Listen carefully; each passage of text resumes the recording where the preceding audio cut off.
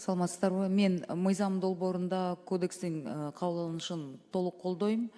Эми азыр экономика жаатында деген бир топ кыйынчылык убакыттар ковидтен кийин да болуп атат. Али алдыда көп нерселер экономикада кичине суу түшөт деген прогноздор болуп атат. Дүйнөлүк банктын жана башка донорлордун расмий мүмкүн массалык маалымат каражаттарына таркай элек, бирок ал деген көп нерселери себеп болот да ошогочу.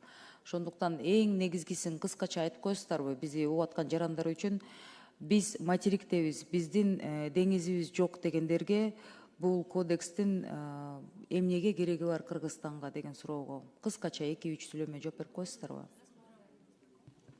Рахмат, Эльвира Жыргалбековна. Бул биринчиден жаңы экономикалык багыт болуп атат.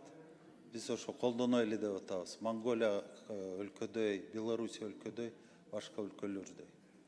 Ошо деңиздери жок өлкөлөр колдонгон, да? Ооба. То есть если материки у нас нет выхода к морю, мы тоже можем пользоваться экономическими привилегиями, правильно? Это же не только упорядочивание судоходства.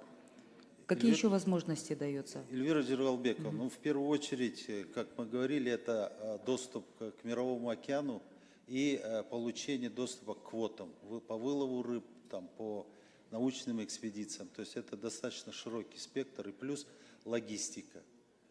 То, что будет удешевляться логистика для наших бизнесменов, если они будут работать. Мы можем владеть судами на море, абсолютно. в океанах. Да, да.